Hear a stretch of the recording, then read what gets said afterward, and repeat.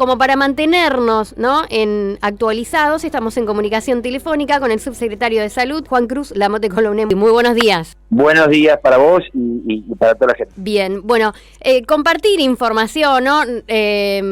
Ir recordando cosas que tal vez uno ya está cansado y no quiere hacerlo, o fue cambiando, se fue modificando algunos conceptos, ¿no?, que se han vuelto parte de la cotidianidad, como ser lo que es un contacto estrecho y demás. Por eso lo molestábamos un ratito, doctor.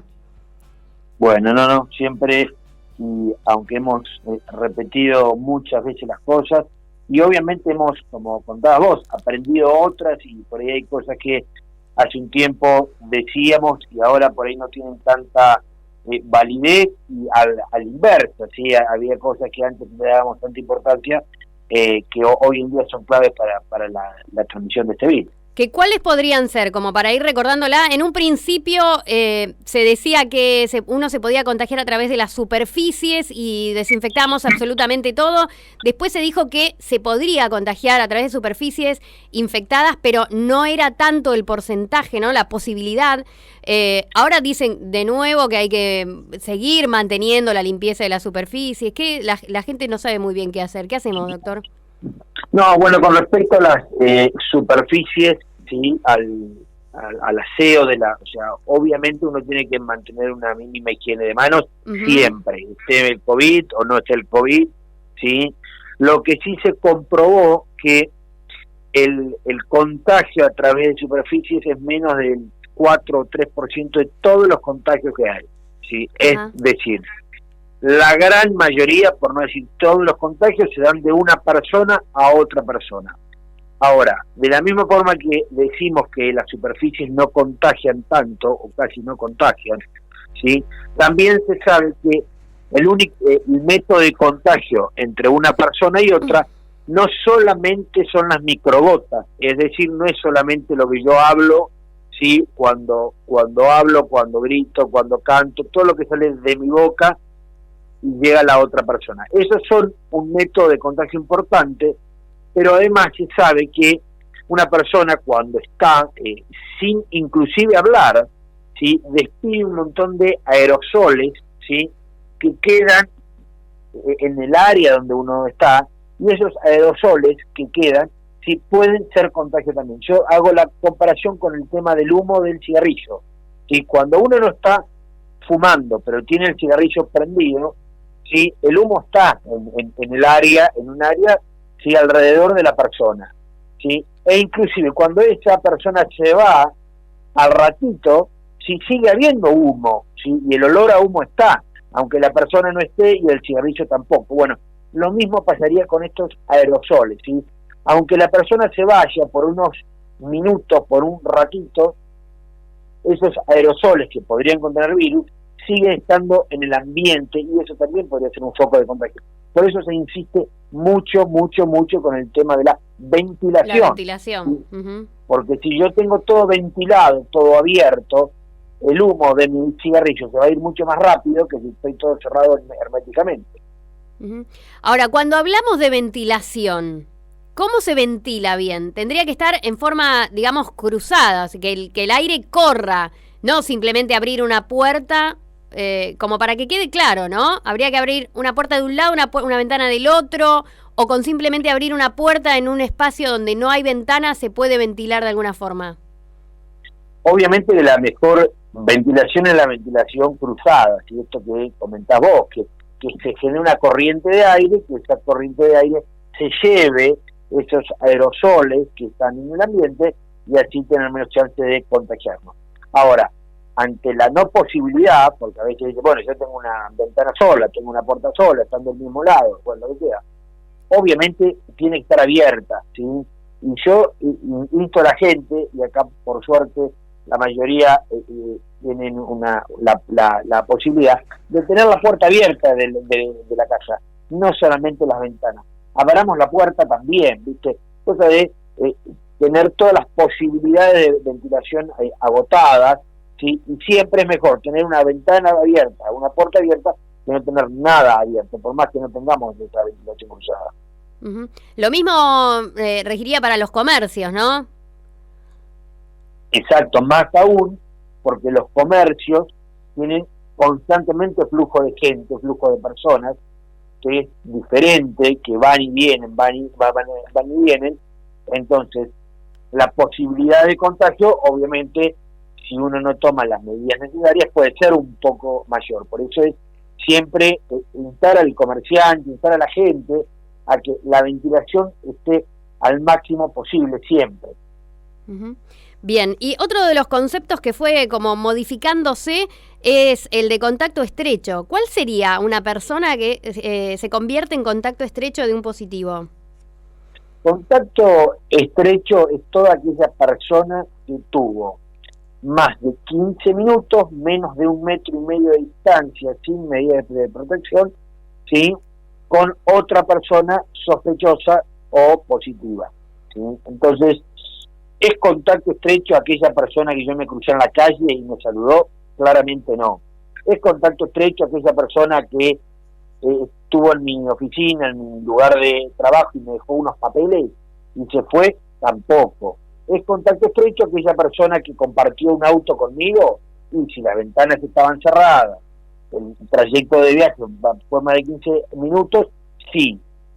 Obviamente, ¿es contacto estrecho una persona que compartió conmigo una merienda, una cena, un almuerzo, estuvo sentado hablando sin ningún distanciamiento?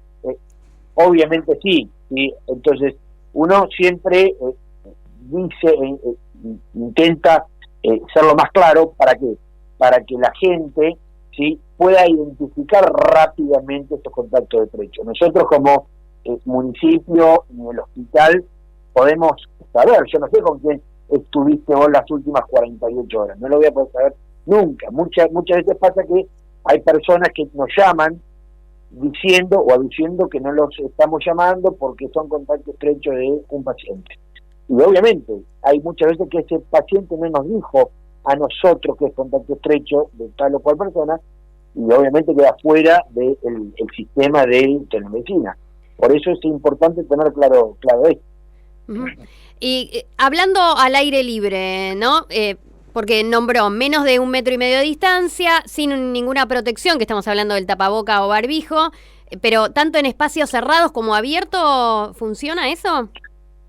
Al aire libre la cosa cambia un poco, sí, por esto que estamos comentando de la ventilación y de la posibilidad de que estén estos aerosoles dando vuelta, pero obviamente al aire libre, yo estoy cenando con una persona o almorzando una persona al aire libre, igualmente sigo siendo contacto estrecho. Si yo salí a caminar con una persona con barbijo al aire libre, no soy contacto estrecho, ¿sí? Ahora, si después, porque uno siempre tiene que contextualizar lo que hace, es decir, yo digo, bueno, salí a caminar, no soy contacto estrecho. Ahora, si cuando volví de caminar me quedé compartiendo una merienda, bueno, ahí lo que hizo que éramos contacto estrecho no es la caminata, sino compartir esa merienda a la tarde. Por eso esto está bueno, siempre educar de la mejor forma para que seamos conscientes todos qué es y qué no es contacto estrecho de alguien.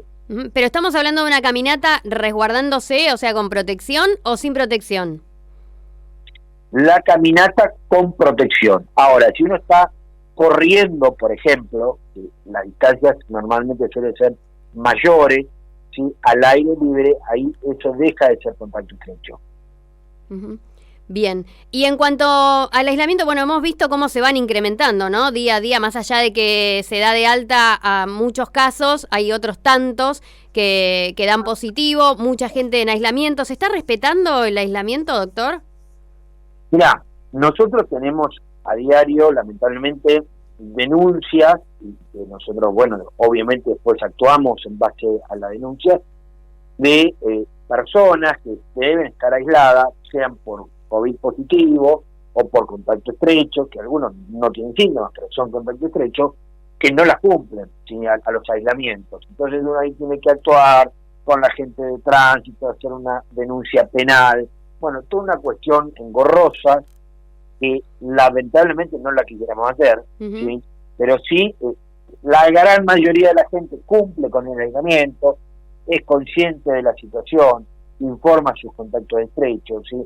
Y hace y evita que esto siga propagándose, pero sí tenemos un porcentaje de personas que o no le importa nada, o cree que esto es una tontería, y bueno, actuamos sobre estas personas, de la forma en que hay que actuar, porque acá lo que quiere todo el mundo, y nosotros como municipio hacemos lo imposible para que esto disminuya y se termine lo más pronto posible. Uh-huh. Y en cuanto a las líneas de COVID municipales, ¿no? Que se han implementado 2 líneas más como para descomprimir un poco al SAME. La última vez que habíamos hablado dijo que había muchos llamados. ¿Sigue igual? Sí, lo que sucedió tanto con las llamadas como uno ve también con los casos diarios es que dejaron de crecer. Es decir, nosotros veíamos viendo que diariamente teníamos más cantidad de llamadas, por lo tanto más cantidad de casos sospechosos, y eso después se convertía en más cantidad de positivos, porque un porcentaje de esos casos son o van a ser positivos. Ahora lo que estamos viendo es que las llamadas y los casos se han como estabilizado, es decir, que en promedio, por ahí algún día hay un poquito más, otro día hay un poco menos, pero tenemos una misma cantidad de llamadas que no es baja, ¿sí? Que sigue siendo un número muy alto, pero que dejó de crecer. No es que se han incrementado como si estaba pasando hace 15, 20 días atrás. Estamos en una meseta. Exactamente, un poquito alta, pero una meseta. Y se han implementado 2 espacios, ¿no? Para hisopados, 2 espacios municipales. ¿Se están realizando más hisopados que en otros momentos? Sí, claramente. Nosotros hemos casi cuatriplicado la cantidad de hisopados con respecto al peor momento del 2020, ¿sí? Y como comentás vos, sí, hemos implementado 2 lugares que son bien alejados y bien distantes, cosa de que a la gente le quede lo más cerca y más cómodo posible. Uno es la unidad sanitaria de la Costanera, la unidad sanitaria de Ferrari, que está ahí muy cerquita de la cancha de polo. Uh-huh. Entonces uno con eso abarca bueno, mucha gente del barrio Montemar, del barrio 140, del barrio Los Pinos del centro, inclusive del barrio 80, 90, ¿sí? San Bernardo, Tala, bueno, todos esos lados quedan más cerquita de esa unidad sanitaria. Y por la otra punta, sí, en el club, en el salón de usos múltiples de el barrio Coppola, al lado de la unidad sanitaria. Esto es importante, no es en la unidad sanitaria, porque no queremos mezclar pacientes sanos o que no tienen COVID con pacientes que lo pudieran tener. Uh-huh. Y también estamos hisopando, y bueno, eso abarca todo el otro lado, tanto el Salinas, Esperanza, Coppola, Violeta, bueno, toda esa zona, sí, para que la gente tenga la mejor cercanía y la mayor comodidad posible, sí, dentro de este contexto tan complicado. Ahora, para ir a hisoparse, ¿uno va directamente o primero tiene que pedir turno a las líneas COVID? No, idealmente se pide turno, sí, porque lo que queremos es que sea lo más ordenado posible dentro de lo que se puede hacer, sí. Se les va a dar un turno, ¿sí? En estas 24 horas. Normalmente, ¿sí? La gente llama un día y al otro día se la hisopa, o muchas veces también se la hisopa ese mismo día, ¿sí? Uh-huh. Todos los pacientes, todos los llamados que entran, ¿sí? La verdad que en eso tenemos una respuesta muy alta, ¿sí? Que por ahí antes esperábamos un poquito más por los síntomas, por la cantidad de hisopados, etcétera. Ahora, paciente que llama, que tiene síntomas, o se lo hisopa al otro día, ¿sí? O se lo hisopa ese mismo día, pero en menos de 24 horas el paciente está hisopado, muchas veces con su diagnóstico positivo, si el hisopado por test rápido le dio positivo, y si ese hisopado le dio negativo, se le hisopa para hacer una PCR, uh-huh. Y descartar definitivamente el COVID. Bien, y hablando de hisopados, hoy salió la noticia que se prohibió la venta de los test rápidos de hisopado para saber si tenés COVID en las farmacias, ¿no? Y la importancia, porque no cualquiera puede hacerse el test. No, además que no cualquiera, porque obviamente es un procedimiento médico, después es un procedimiento bioquímico. La gran cuestión es que el hisopado, o mejor dicho, el COVID, es una enfermedad de notificación obligatoria. Es decir, significa que el Estado, o sea, cualquier persona que diagnostique COVID, sea por test de antígeno, por PCR o por epidemiología ahora, ¿sí? Debe informarlo al Sistema de Información Sanitaria Nacional, el SISA, ¿sí? Como muchas enfermedades que son de notificación obligatoria, como es el HIV, como es el dengue, la brucelosis, bueno, muchas. Entonces, si yo me autodiagnostico en un test en mi casa, ¿sí? Yo no voy a estar informándole al Estado, ¿sí? Al Sistema Sanitario Nacional, que estoy enfermo, ¿sí? Porque nos pasa, ¿sí? Muchas veces pacientes que se quedan en su casa y yo ya tengo COVID. Bueno, igualmente, aunque vos creas que tenés COVID, porque por ahí perdió el olfato o perdió el gusto, tenés que comunicarnos a nosotros, ¿sí? Como ente de salud, para que, además de hacerte un seguimiento, podamos nosotros informarlo al sistema sanitario, porque si no son pacientes que quedan por afuera del sistema. Claro.